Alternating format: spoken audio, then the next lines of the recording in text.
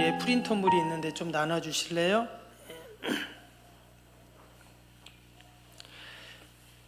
오늘 교사대학인데 우리 교사들이 다 참여하셔야 되는데 또 공사가 다 망하셔가지고 오늘 또 빠지신 분들이 계십니다. 혹시 주변에 안 나온 교사 생각나면 꼭 유튜브라도 말씀 들을 수 있도록 말씀해 주시고, 오늘 이 시간은 우리 교학교 교사들 함께 나누는 또 말씀이기도 하지만 우리 구역 지도자들, 그러니까 인도자, 구역장, 권찰님들 또 함께 또 나누는 말씀입니다. 좀 나눠주시고요. 여기 집사님도 주셔야지.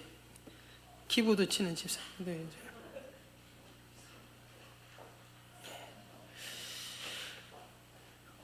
우리가 성경에 보면 교사라는 단어가 나옵니다.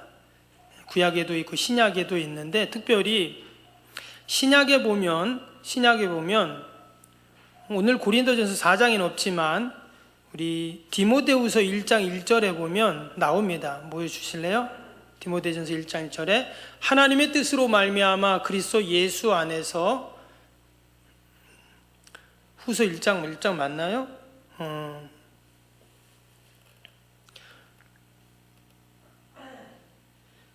지금 이 말씀이 아닌데 좀 틀렸네요. 제가 읽어드리면, 내가 이 복음을 위하여 선포자와 사도와 교사로 세운심을 입었노라, 이런 말씀이 나옵니다.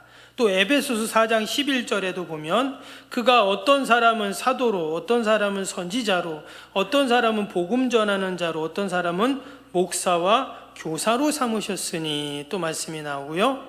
또 사도행전 13장 1절에 보면 안디옥 교회에 선지자들과 교사들이 있으니 곧 바나바와 니게르라는 시므온과 구로네 사람 루기오와 분봉왕 헤롯의 젖동생 마나엘 및 사울이라.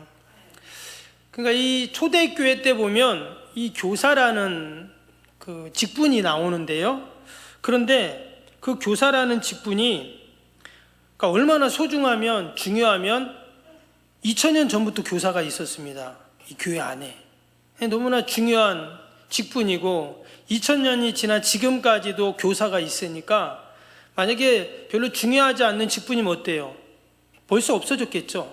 그럼 2000년 동안 지속이 됐다는 건 무슨 말이에요? 그만큼 중요한 직분이라는 것을 우리에게 이야기하는 겁니다. 그래서 우리 교학교 교사 너무나 귀한 직분이고 또 하나님이 주신 사명자들인 줄로 믿습니다. 아멘. 우리 옆에 있는 분 한번 격려 좀 해주세요. 뭐 교학교 교사 아니어도 구역 지도자들이니까 다 한번 같이 이렇게 해주세요. 당신은 정말 소중한 분입니다. 한번 해주세요. 예, 2000년 동안 이 직분이 계속 지속되어 왔으니까 얼마나 중요합니까? 그렇죠? 여러분, 교사가 하는 일이 뭐죠? 뭐 쉽게 생각하면 가르치는 사람이 교사이죠. 근데 우리가 무엇을 가르치고 어떻게 가르치고 누구에게 가르치냐, 이것을 우리가 생각을 해 봅니다. 그래서 이번 주, 다음 주 2주에 걸쳐서 제가 교사에 대해서 함께 나눔을 가지려고 합니다. 오늘 말씀에 그 교사에 대한 말씀은 안 나오지만 성경 곳곳에 이 교사라는 단어가 나온다 했죠. 그러면서 또 한 가지는 뭐냐면, 이 초대교회 때는 약간 이 교사와 또는 목사 또는 선지자 또는 선견자 또는 가르치는 자, 이게 약간 좀 이렇게 좀 혼용이 됐어요. 정확하게 구분이 안 되고, 사도 바울은 자신을 가르쳐서 때로는 사도라고도 했고 선지자라고도 했고 교사라도 했고 이렇게 다양하게 불렀거든요. 이 말은 다 이렇게 혼용이 됐다는 것을 우리가 알 수가 있습니다. 여러분, 교사는 뭔가를 가르치는 자가 지금 교사라고 했잖아요. 근데 오늘 이 고린도전서 4장 이 말씀을 보면 정말 교사가 어떤 사람인지 교사의 실존에 대해서 잘 우리에게 소개를 해주고 있어요. 과연 교사가 뭔가? 오늘 1절 2절 다시 한번 보겠습니다. 1절 2절 다시 보시면, 사람이 마땅히 우리를 그리스도의 일꾼이요 하나님의 비밀을 맡은 자로 여길지어다. 그리고 맡은 자에게 구할 것은 충성이니라. 아멘. 먼저 1절에 보니까 교사를 뭐라고 말했다고요? 1절에 그리스도의 일꾼. 또 하나 뭐예요? 하나님의 비밀을 맡은 자. 이게 바로 교사입니다.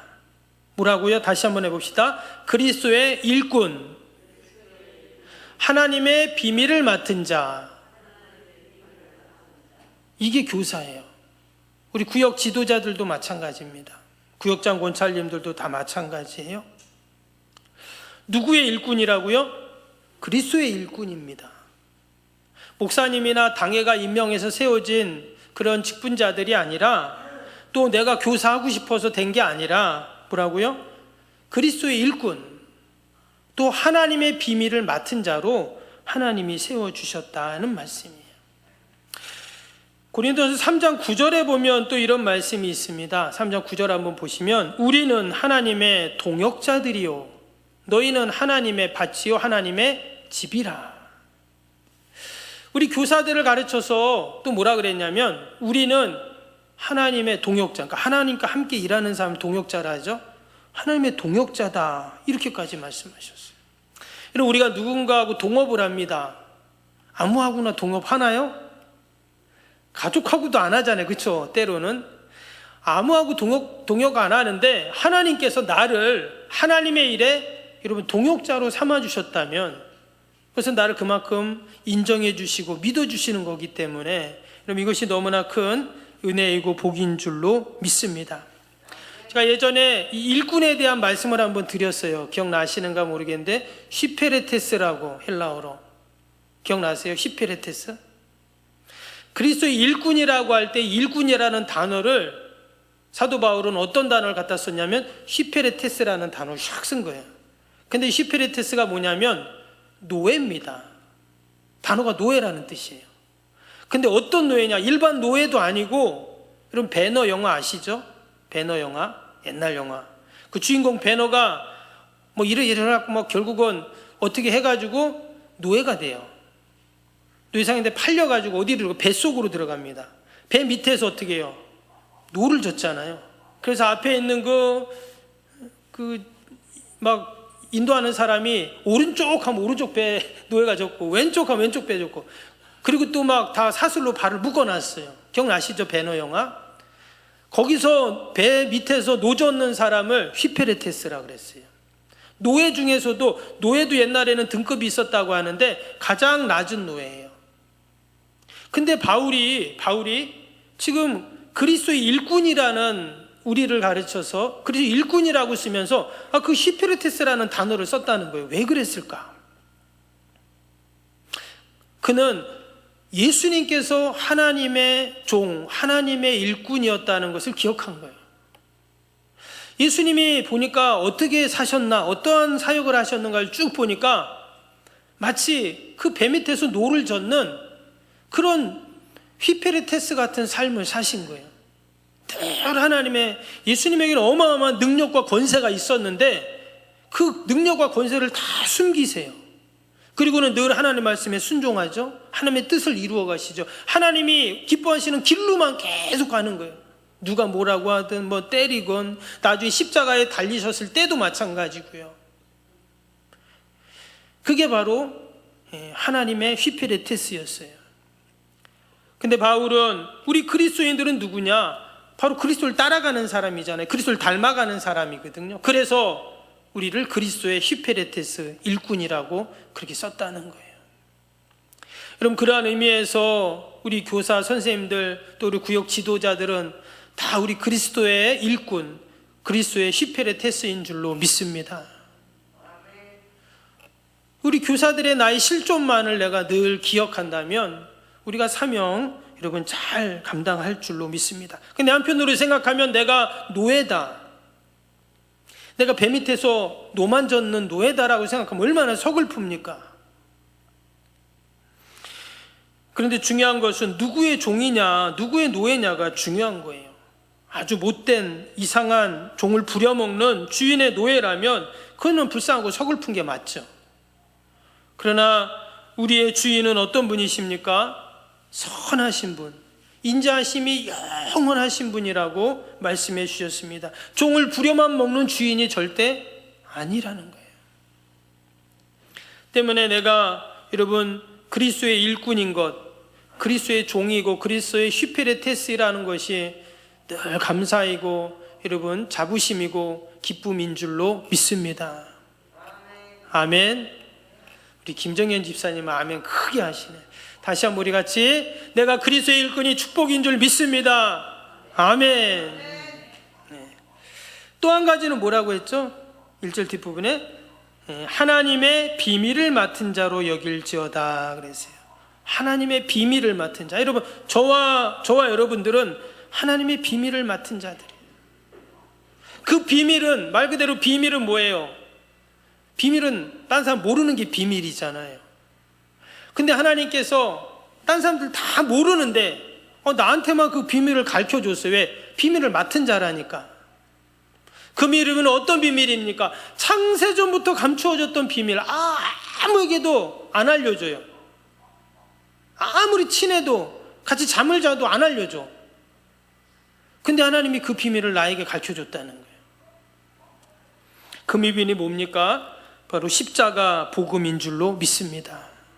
예수 그리스도의 복음, 그것을 성경에서는 하나님의 비밀이라고 했어요. 제가 늘 말씀드리지만 여러분 이 복음은요, 복음은 결코 우리가 아무에게나 복음을 던져가지고 네가 복음 듣고 한번 영접하든지 말든지, 여러분 복음은 그런 것이 아닙니다.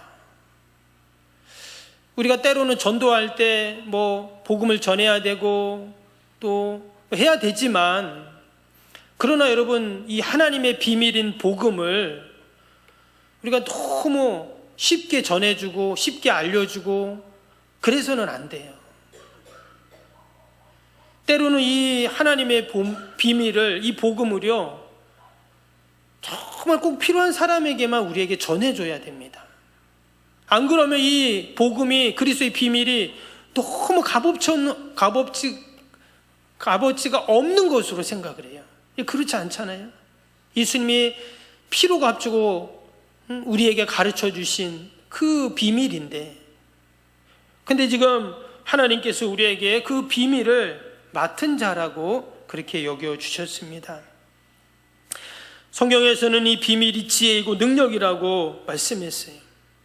근데 저와 여러분은 그 비밀을 다 간직한 자고 그것을 깨달은 자이고, 때문에 우리가 이 자리에 있고 또 우리 아이들에게 그 비밀을 또 우리가 알려주는 것이기 때문에 여러분 너무나 귀한 일이고 복된 일인 줄로 믿습니다. 이런 일꾼들에게 또 하나님의 동역자들에게 하늘의 비밀을 맡은 자에게 하나님이 뭐라고 하시냐면, 이어지는 2절입니다.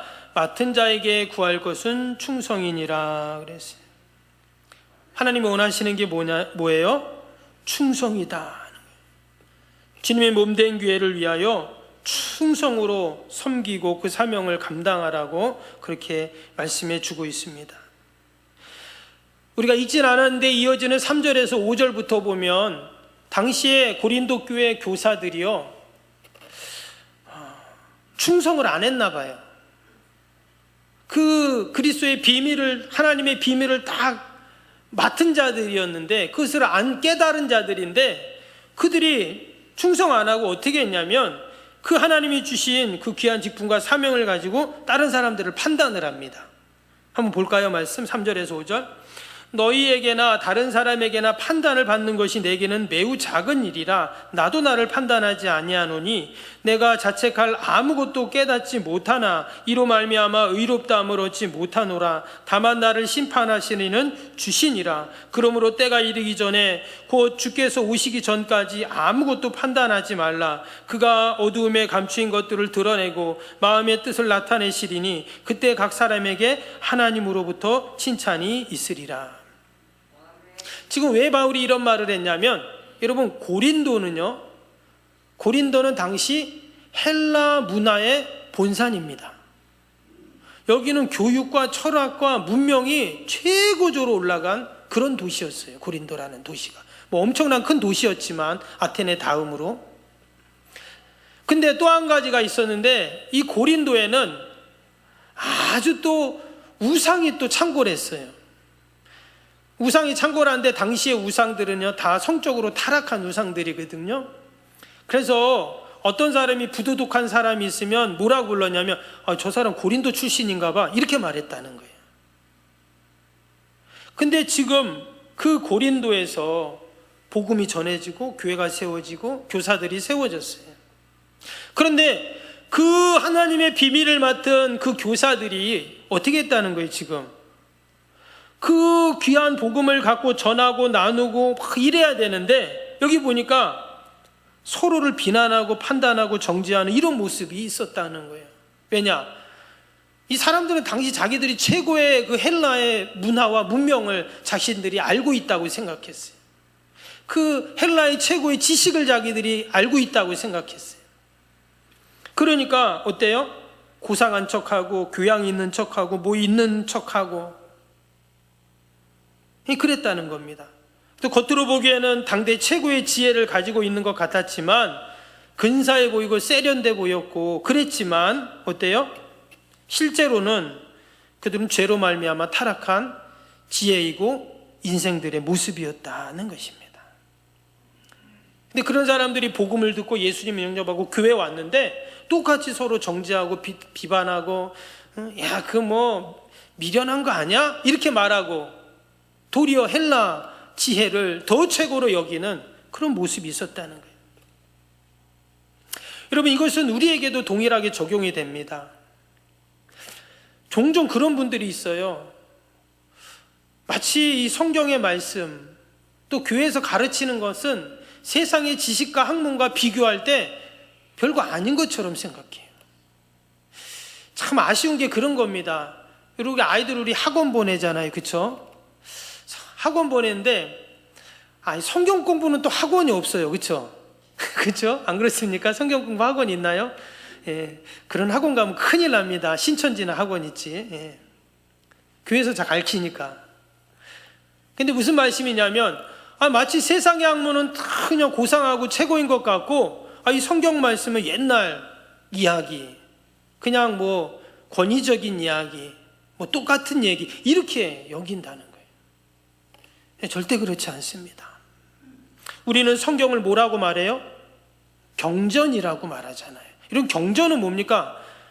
최고의 지식이 경전인 거예요.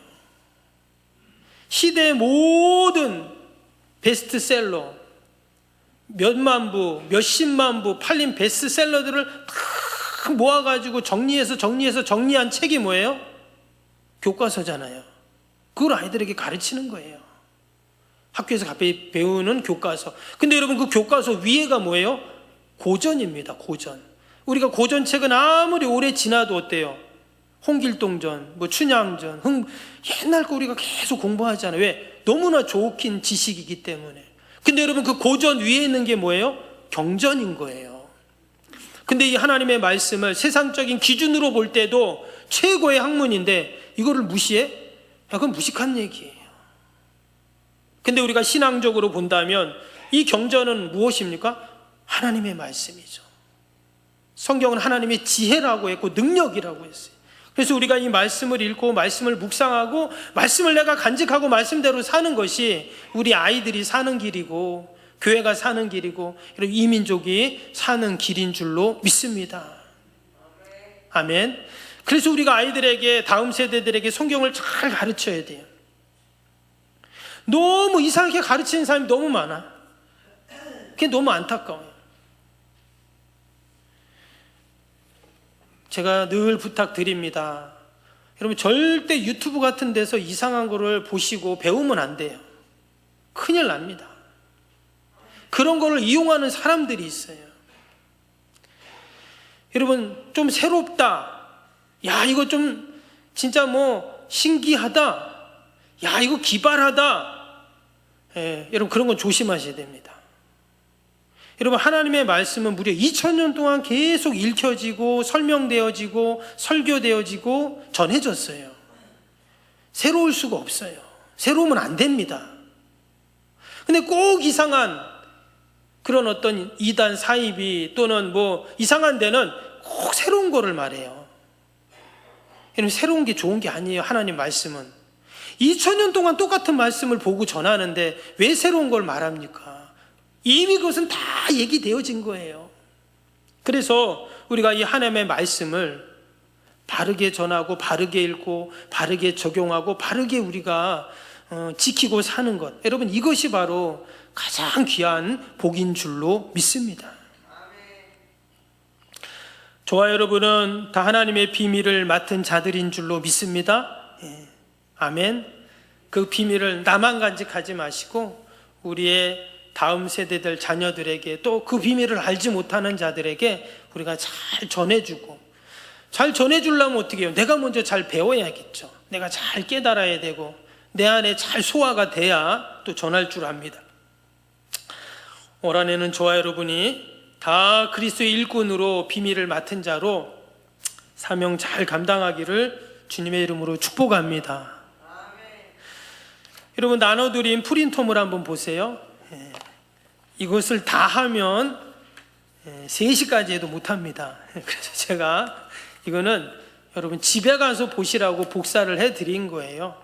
이 내용은 뭔 내용이냐면 성경 교수 이론의 원리와 과정, 이렇게 되어 있죠. 제목이. 이 교수라는 뜻이 학교 선생님 교수가 아니라 가르치는 방법을 말합니다. 어떻게 하면 우리가 성경을 잘, 교사가 하는 일이 성경 가르치는 일이니까 잘 가르치고 전해줄 수 있을까, 그 이론의 원리와 과정이라는 그런 내용인데요. 성경에 유능이라는 말은 사실 거의 안 나옵니다. 한 두세 군데 나오긴 하던데, 찾아보니까 여기서 유능한 교사라는, 성경 교사가 되는 법, 이렇게 제목이 되어 있는데, 사실 유능하다, 무능하다 이런 표현보다는 하나님이 기뻐하시고 지혜로운 성경 교사 되는 법, 이렇게 이제 이해하시면 돼요. 어떻게 하면 우리가 잘 성경을 가르칠 수 있는, 그게 자녀이든 교회학교 아이들이건 우리 구역 식구든 우리 성경 교사가 어떻게 되면 될 수 있을까, 그런 이제 말씀인데요. 제가 진한 글자만 한번 읽어보겠어요. 성경 교사는 성경을 바르게 가르치는 일을 담당한다. 그 맞는 말이죠. 바르게 가르쳐야 돼요. 나의 생각이나 또 내가 막 마음대로 해석해서 절대 가르치면 안 된다, 그 말이겠죠. 그 다음에 성경을 가르친다는 것은 단순히 지식을 넣어주는 일이 아니다, 그렇죠? 지식을 전하려면 그냥 자기가 혼자 집에 가서 읽으면 되잖아요, 그렇죠? 근데 성경을 가르친다는 것은 단순한 지식으로 우리가 가르치는 게 아닙니다. 또 교사는 먼저 하나님의 말씀을 깨달은 자가 되어야 한다, 그렇죠? 내가 먼저 말씀을 깨닫고 내 안에서 충분히 말씀이 역사될 때 참된 성경 교사가 될 수가 있는 것입니다. 오른쪽 보시면 성경은 학생들을 순종으로 이끈다 그랬어요. 이게 무슨 말일까요? 결국 말씀을 전하면, 말씀이 아이들 안에 들어가면 그 말씀이 아이들을 순종의 사람으로 이제 바꾼다, 그 말이죠. 그 다음에 하나님의 말씀은 언제나 순종을 요구한다. 이것도 같은 말씀입니다. 여러분, 하나님은 우리에게 늘 하나님 말씀에 순종을 요구해요. 그래서 우리가 아이들에게 말씀을 가르친다는 말은 다른 말로 하면 뭐예요? 순종을 가르치는 거예요. 근데 희한한 건 뭐냐면, 여러분, 세상은요 순종을 절대 안 가르칩니다. 세상은 순종을 안 가르쳐요. 지금의 시대는 더 그렇습니다. 왜 순종하냐는 거예요. 절대 권위에 순종하면 안 된다, 이렇게 얘기를 해요. 네 의견을 얘기해. 그건 맞는 말이죠. 절대 순종을 안 가르쳐. 근데 여러분, 순종을 안 가르치면 어떤 일이 생길까요? 어른이 돼서도 순종해야 될 때도 순종을 안 하는 거예요. 그래서 성경은요 늘 우리에게 순종을 가르칩니다. 그래서 우리 선생님들이나 부모님들이 아이들한테 뭘 가르쳐야 되냐면 절대로 순종을 가르쳐야 돼요. 그러면 아이들이 주눅 드냐? 절대 그렇지 않습니다. 여러분, 유대인들이 뭘 잘하는지, 유대인 교육의 핵심이 뭐냐면 많은 얘기들 합니다. 암송하고 뭐하고 나눔 갖고 하브루타하고. 근데 가만히 보면요 유대 교육 중에 핵심이 뭐냐면 순종이에요. 하나님께 순종, 부모에게 순종. 그럴 때 나라에도 국가에도 교사에게도 순종을 한다는 거예요. 결국 순종하니까 그들이 하나로 다 모이고, 그러니까 막 어마어마한 힘이 생기고, 그거거든요. 그래서 아이들한테 뭘 가르치냐? 고리타문한 것 같지만 순종을 가르쳐야 돼요. 또 아이들은 순종을 배워야 됩니다. 그래서 순종하는 아이들이 나중에 어떻게 될까요? 세상에 성공하는 겁니다. 왜? 세상은 다 순종을 안 하니까 순종하는 사람을 좋아하거든요. 아멘. 예. 그 다음에 밑에 모든 그리스도인들은 그의 모든 사역을 하나님의 소명으로 받들어야 한다. 그렇죠? 우리 아이들이 말씀을 배우면 그냥 지식적으로 알고 끝나는 것이 아니라 사명자로 세워져야 돼요. 그래서 우리가 말씀을 전하게 된다는 것입니다. 넘기셔서 교사는 삶의 모습을 이루도록 열정적으로 간섭하고 도와주는 사람이다. 그렇죠? 늘 교사는 옆에서 서포트, 지원해주는 그런 사람이니까 교사들이 아주 중요합니다. 여기 보면 정열적으로, 열정적으로 도와주는 사람이다, 이런 말씀이 나오는데 교사가 할 일이 그거예요. 어떤 분은 그럴 수도 있어요. 아, 목사님 뭐 이렇게 소리를 지르고 막 저러게 하나. 근데 제가 예전에 어떤 목사님이 저한테 원로 목사님이 그런 말씀을 하셨어요. 부산에 있을 때, 부교육자일 때 설교를 못하면 열정이라도 있어야 되지. 그 얘기를 하시더라고요. 근데 제가 그 말씀이 늘 생각나는 거예요. 그래, 내가 설교를 못하면 열정이라도 있어야 되지. 근데 교사도 마찬가지예요. 우리 교사가 열정이 있으면 아이들도 열정이 있어요. 교사가 시들시들하면 아이들도 시들시들 하잖아요. 그래서 교사는 아이들을 열정적으로 도와주는 사람이다. 그 다음에 네 번째 인간리에 보면 교사는 다른 사람을 이해해야 된다. 그렇죠? 아이들을 이해해야 되겠죠? 또 모든 가르침의 그 대상을 이해한다는 것이 중요하다. 그 다음에 위대하신 교사이신 예수님은 사람의 몸을 입고 이 땅에 오셨어요. 그렇죠? 예수님이 최고의 교사예요. 그래서 예수님을 닮으면 됩니다. 그 다음에 좋은 교사는 이해하는 교사다, 같은 말이죠. 5번 목자적인 사랑과 희생. 성경을 가르친다는 것은 사랑으로 인도하는 교육이다. 사랑하는 것은 하나님을 섬기는 방법이다. 우리가 다 이해되는 말씀입니다. 마지막 6번 봅니다. 유능한 교사의 길. 유능한 교사는 학생들이 적극적으로 학습하도록 유도한다. 유능한 교사는 배우는 학생들에게 도전의식을 심어준다. 그렇죠? 당연한 말이죠. 우리 아이들이 더 말씀을 사모하고 더 하나님 앞에 나아갈 수 있도록 우리 교사들이 도와줘야 한다는 거. 아직 아이들은 말씀을 모르잖아요. 예수님이 어떤 분인지 잘 모릅니다. 제가 어느 날 깜짝 놀랐는데 저희 집 아이들은 얼마나 오랫동안 예배를 드리고 또 말씀을 듣고 그랬잖아요. 그랬는데 우리 집 아이들도 성경을 잘 모르더라고요. 그러면 여러분, 그냥 우리 교회 학교 아이들 어때요? 나는 다 알지만 아이들은 다 몰라요. 그래서 우리가 하나하나 아이들에게 설명해주고 가르쳐줘야 할 책임이 우리 교사에게 있다 하는 겁니다. 그래서 다시 한번 우리 부모님들, 또 우리 구역 지도자들, 또 우리 교사들, 하나님이 나를 교사로, 그리스도의 일꾼으로, 또 비밀을 맡은 자로 세워주셨다는 것을 늘 기억하면서 우리가 귀한 사명 올해도 잘 감당하는 저와 여러분 되기를 주님의 이름으로 축복합니다.